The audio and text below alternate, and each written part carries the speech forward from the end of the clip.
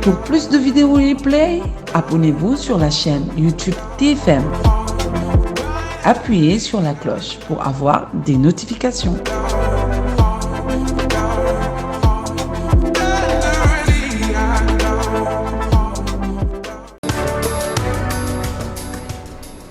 Bonsoir à tous 19h ci télévision Futurs Médias nu koy defee saa su heure bi jotee mooy soir d'info ci ñaareelu pàcc bi nag gannaaw xibaaru 20h yi ñuy dalal Lamine Ba moom moo jiite mouvement Podor va mal nee na seen maire Aïssata Tall Sall bi ñu ko falee 2009 ba léegi deful dara ca Podor naka noonu responsable yi nga xamante ni politique la ñu am ay poste de responsabilité ci réew mi defuñu dara itam Podor lu tax moom Lamine Ba dina ci dikk gannaaw xibaar yu 20h yi léegi dañuy dalal Bouna Albouri Ndiaye maa ngi lay nuyu. maa ngi lay nuyu Binta Diallo.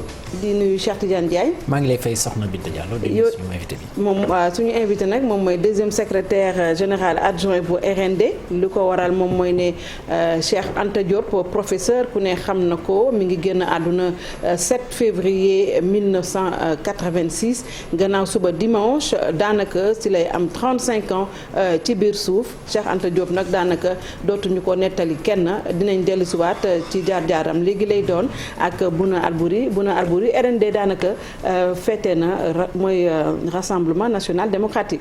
waaw ki ko jiitee moom mooy professeur Madior Diouf dafa mel ni le 3 février bi génn ngeen célébrer 45 ans d'existence am.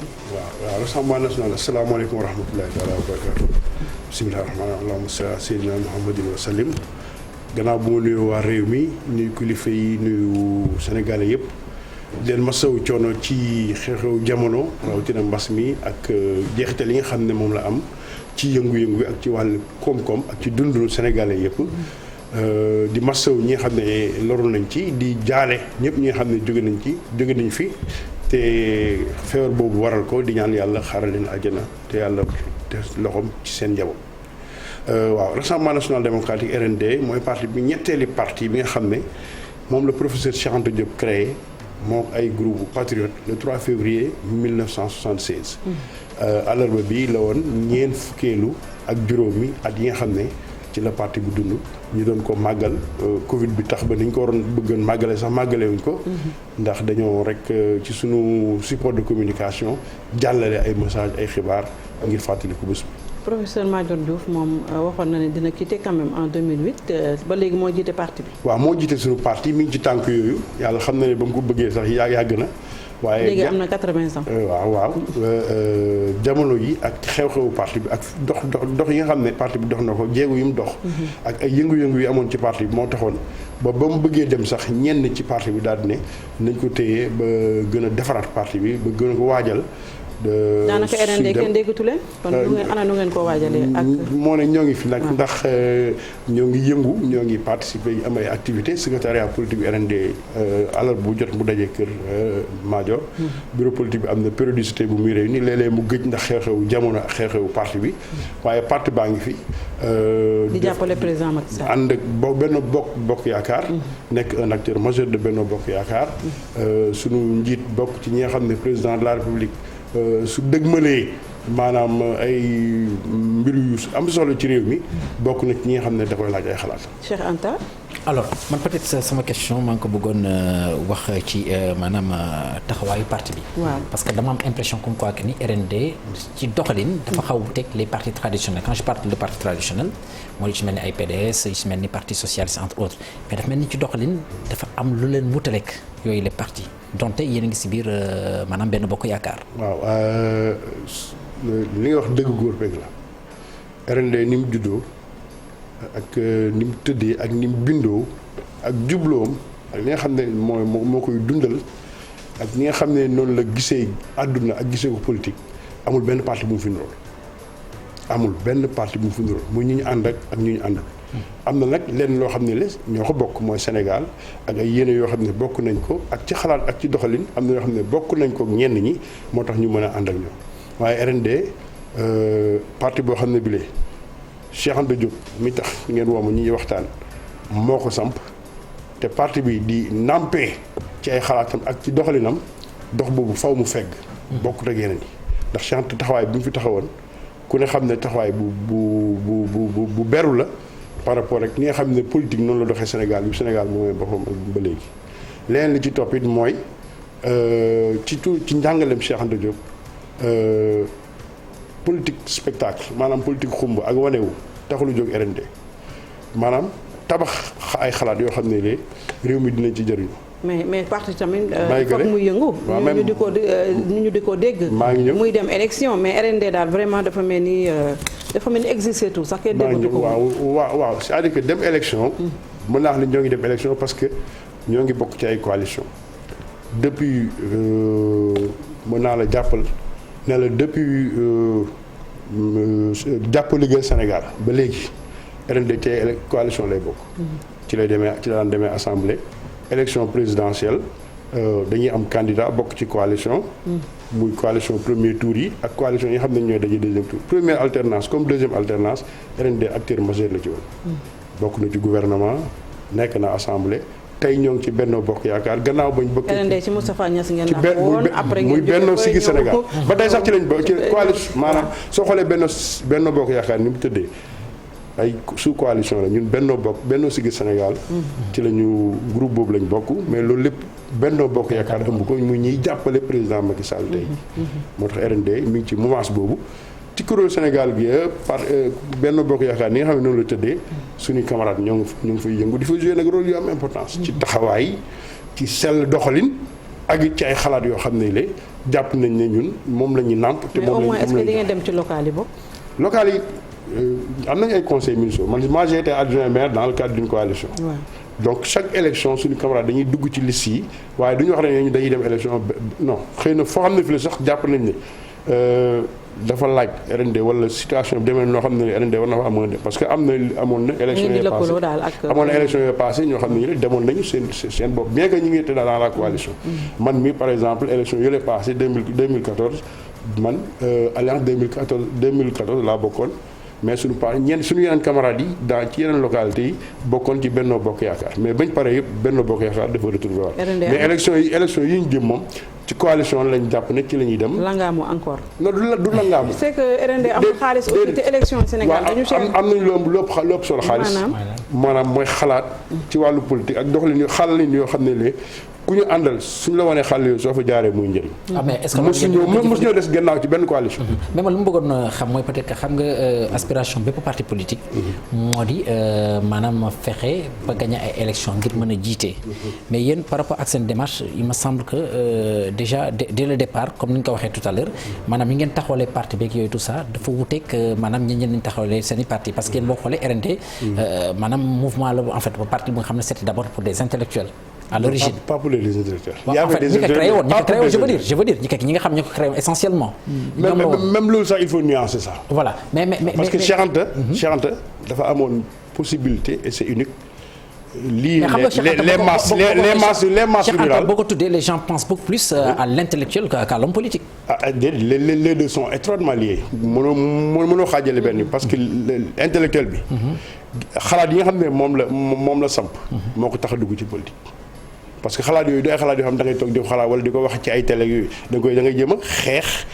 yëngatu ngir xalaat yooyu mën a am doole yu mën a tasaare ci réew. mais loolu warut a mën a figé parce que façon politique figé wul ñun suñu parti ñun dañoo bëgg nguur loolu mooy suñu objectif parti.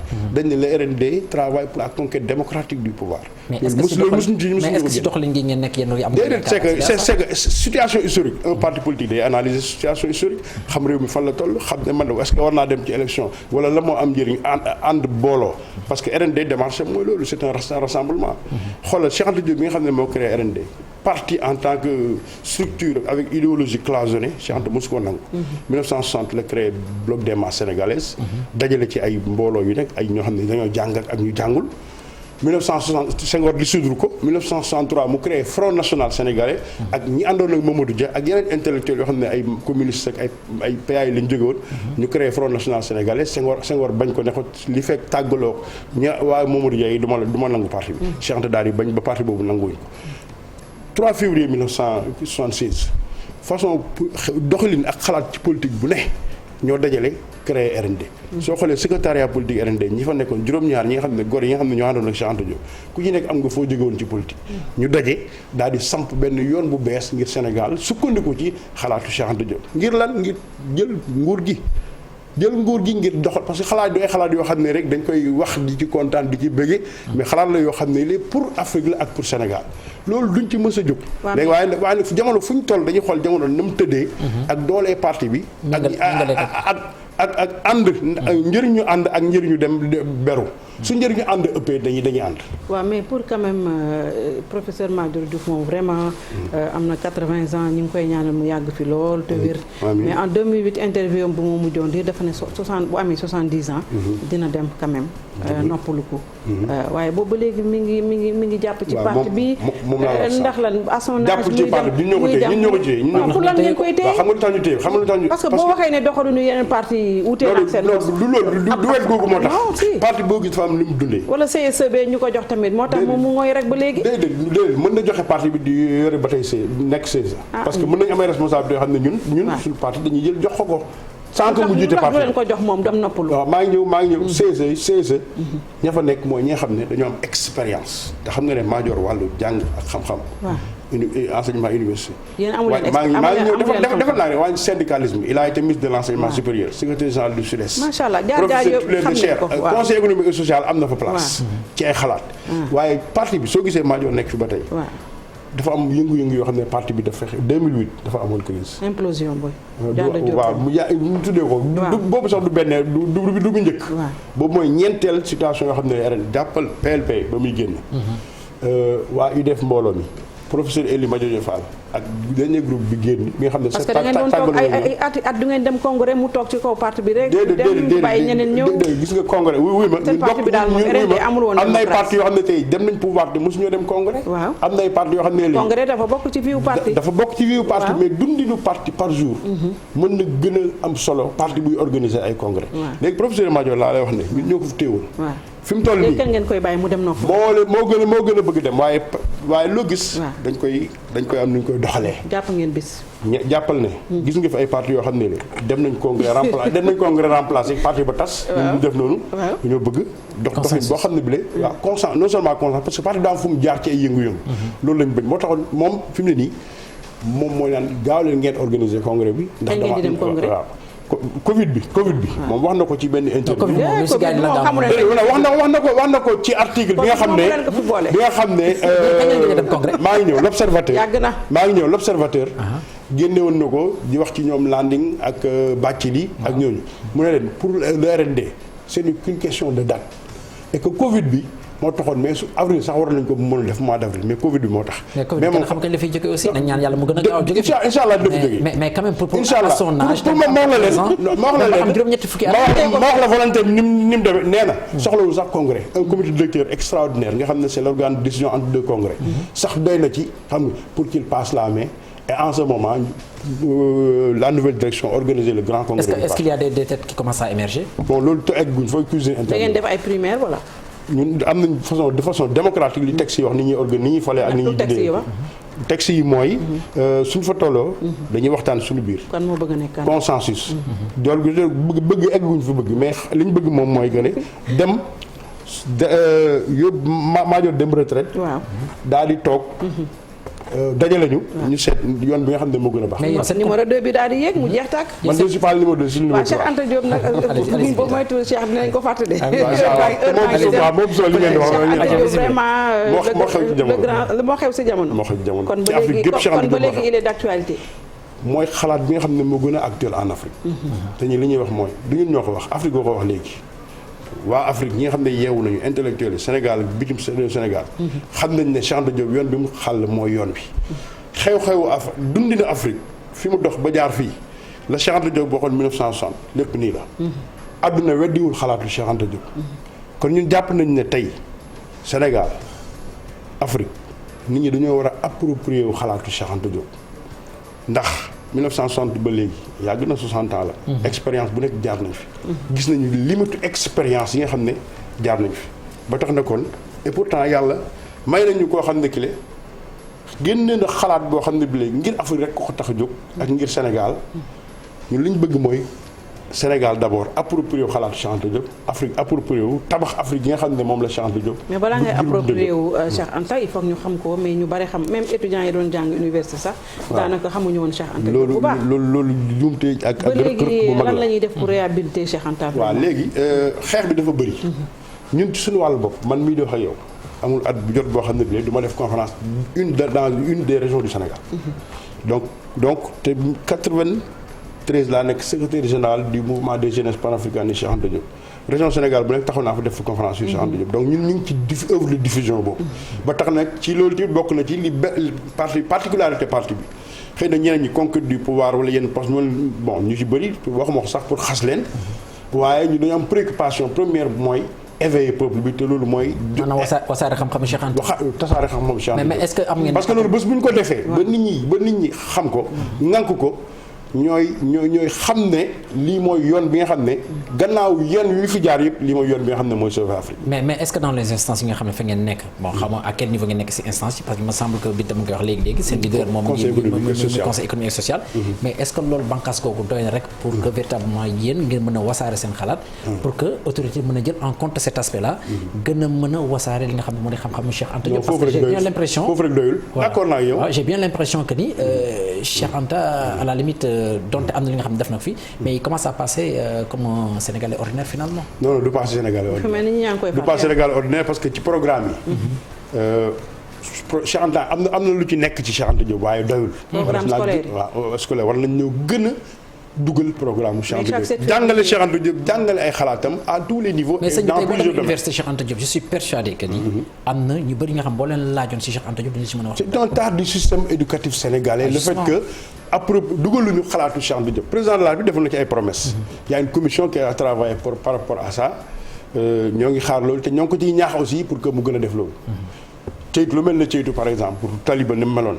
ñu ngi ciy góorgóorlu. man de ceytu moo fa demee damaa ruusoo. waaw am na benn niveau de réalisation bu taliba eggagul. même mausolée ba sax vraiment. waaw léegi mausolée bi am na y avait un début bu ñu defaroon.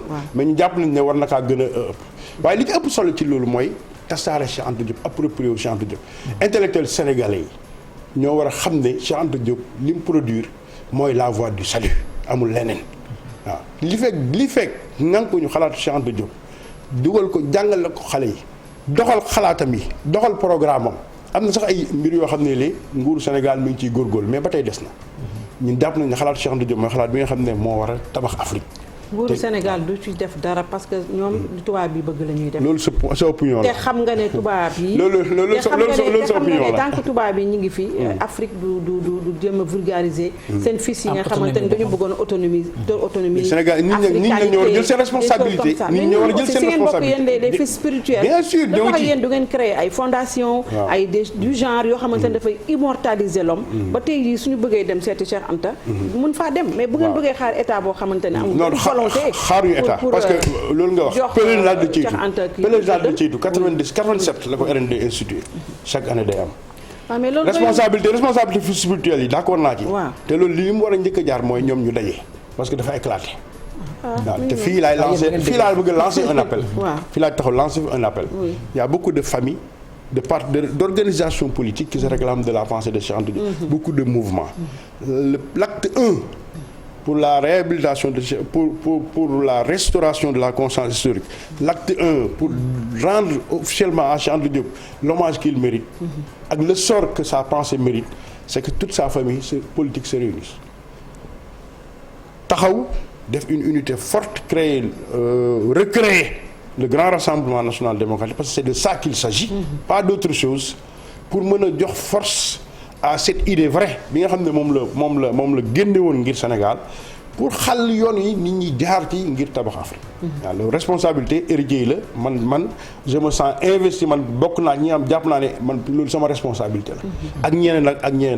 mais est-ce que loolu héritier yi la ñuy travailler yeneen préoccupation yu leen gën a ñor dem si pouvoir bi. boo xoolee gars yi politiciens la ñu gën a doon. c'est ça le problème. RND amul famille politique Cheikh Anta Diop amul politicien man loolu laa jàpp ñi des RND ñi des RND ak ñi ci génn y a pas de politicien au sens péjoratif au sens courir derrière des intérêts au sens de manœuvre non loolu amul ci koo xam ne ki léegi ñam nga tuuti ci Cheikh Anta Diop. mais bu fekkente ne vulgariser la pensée du Cheikh moo taxoon ngeen ànd lan moo tax ngeen éclaté wu kon ku nekk demal boppam justement amu leen même la même vision ou justement Cheikh Anta Diop il faut que mu suivre sooru les grands hommes dans l'histoire aussi bien en matière de religion en matière de pensée humaine de pensée philosophique de pensée politique soo seet la les grands penseurs yëpp ak les grands bâtisseurs suñu émettre benn idée suñu disparaître dans un premier temps interprétation bi day difficile ba pare bon parfois dina am égo xam nga ak ay divergence de personnes mais suñu demee ba ci temps ba benn jamono mbir mi day leer ba nga xam ne xàll bi day leer ba parce que moom sax wax na ko nee na bii mooy parti bi ma mujjee créé parti bi ma créé tas nañ ko waaye bii lu àdduna mën a mel dina am benn làcc boo xam ne bi la moo ciy des su boobaa boobu mooy bi nga xam ne mooy dem ba dajalewaat te ñun jàpp nañ ne suñu mission ñun mooy dajalewaat la famille Cheikh politique de Cheikh Anta Diop et ñun ci lañ nekk. mais Cheikh Anta lu mu bëggoon mooy décomplexer l'Afrique l'unité africaine mais xoolal après. lan anam unité africaine. tubaab africain yaa ngi ci ginnaaw tubaab bi ba léegi di tàllal loxo. lu ñu wax la ñuy def yenn africain yi ñoo nekk ci tubaab effectivement tant que dajewuñu. waaw am na loo xam ne nous sommes obligés de wuti ko tubaab léegi dañoo war a daje doon benn. pour mën a am na mën na ne. mën na nekk te mi ngi avancé. ci naka Zeleka entraîné en vigueur. mais non ce n'est pas non. xam nga non faut pas nihiliste faut pas nihiliste. Zeleka boobu ñu wax noonu ku ci gàtt fan ku ne doo ko fekk. non juridiquement instrument juridique bu fi nekk la. il reste maintenant xëy na am na benn volonté bu ko sous-tendre mais il reste à passer à l'acte instrument yi fi nekk baax na mais doyul CEDEAO. la question monétaire yenn yooyu c'est pas de plus indépendance monétaire ak financière boobu ba tey mënuñu ko am donte Zeleka bi ñu ngi koy kii parce que y a des choses yi nga xam ne ba tey jii tubaab bi ñu ko yor justement parce que ignoré guñu mais parce que ñu ignoré nangu jël suñu responsabilité waaw kañ la ñuy jël suñu responsabilité mais il faut nguur yi jël suñu responsabilité ak approprié de la pensée de Cheikh Anta Diop pour prendre nos responsabilités parce que le développement il est d'abord mental la libération c'est une question aussi de mentalité il faut se libérer et pour loolu nag il faut ñu approprier œuvre de Cheikh Anta Diop parce que c'est ce qu'il dit restaurer la conscience historique des peuples africains reprendre confiance et reprendre l'initiative historique te xale yi lan la ñu war a jàng ci Cheikh Anta Diop ñaari positif waaw dundi na ni mu dundee ci ngor ak ci am jom ak ci bëgg la waaw loolu la ñu war nañ ko jàng ci ni mu dundee rek ak ni mu xam ne noonu la góorgóorloo ba jàng ak dundam ni mu mënee ginnaaw yenn avantage yi maanaam dundi ni bopp ne ak plus xalaat yi nga xam ne nag moom la samp mooy seen cosaan seen aada làkk réew mi war koo samp war koo doxal war koo jëfandikoo histoire africaine ñu réapproprier ko ndax yooyu yëpp bindaat nañ ko Cheikh Anta bind na loolu teg donc xooju ci œuvre am te ñun ñoo ngi koy def di ci tasaare ci ni nga xam ne noonu lañ ko mënee dama gis un pays comme le Burkina Faso yaakaar naa ne ci pays Afrique bokk na si nga xamante ne ñoom ñoo gën a approprié wu xalaatu Cheikh Anta la ma ko expliqué non pas gën a approprié y a des intellectuels un peu partout soo demee Cameroun tey mooy pays bi nga xam ne moo ëpp ñu bind ci Cheikh Anta Diop le dernier en date mooy Jean-Emmanuel Pondy mu bind Cheikh Anta Diop dans la sphère des relations internationales il y a un Nascimento qui a écrit la pensée politique de Cheikh Anta Diop Jean-Marc Ella qui a écrit Cheikh Anta Diop l'honneur de penser donc ak ay Govi ñoom Gomez je crois que c'est un béninois ay ñoom Bouba Beng Bilengo des Congolais partout dëkk Afrique boo dem tey y a des disciples de Cheikh Anta Diop qui sont là-bas xam nga mais c'est au niveau n'est-ce pas de l'élite intellectuelle alors que la pensée de Cheikh Anta Diop dafa war a génn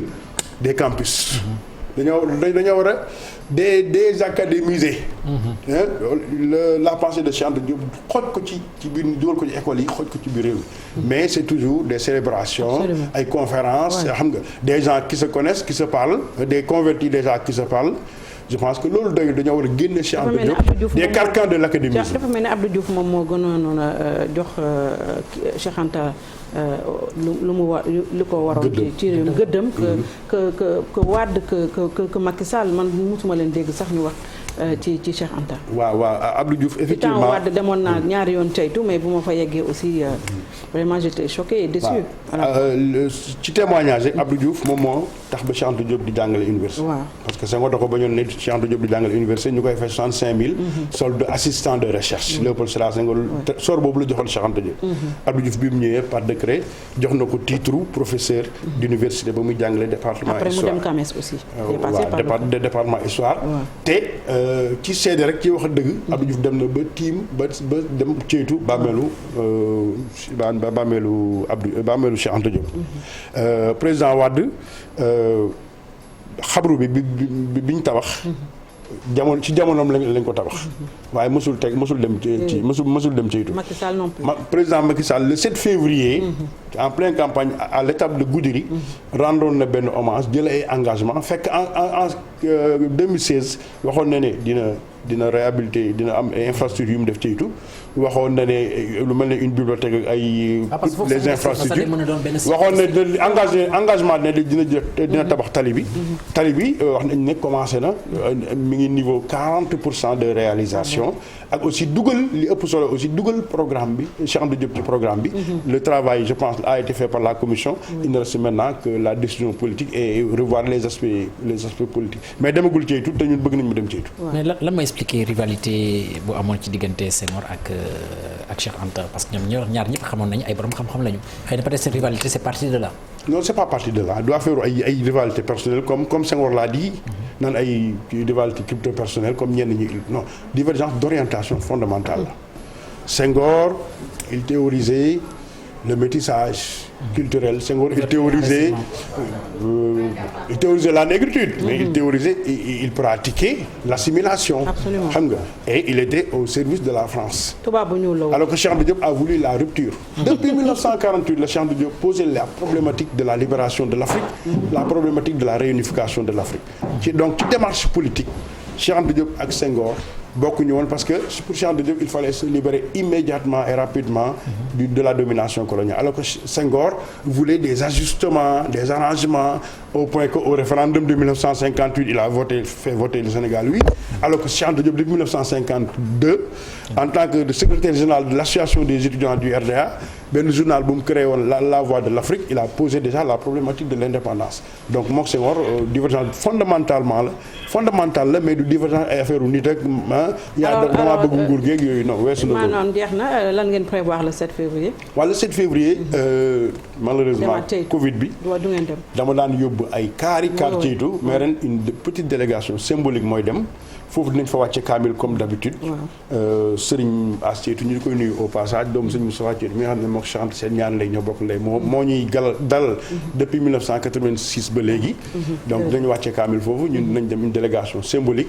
ak aussi il y a la déclaration traditionnelle du 7 février boo xam ne depuis 87 RND da koy proposer pour rendre hommage rappeler la mémoire de Cheikh Anta Diop et rappeler quelques-unes de ses grandes idées et dans le contexte actuel c'est la nécessité pour l'Afrique de se réunir pour se donner de la force pour faire face à des catastrophes naturelles comme yu mel nii comme la pandémie. C'est le même discours. Merci beaucoup. C'est le discours du RND. Ndiaye, deuxième secrétaire général adjoint du RND.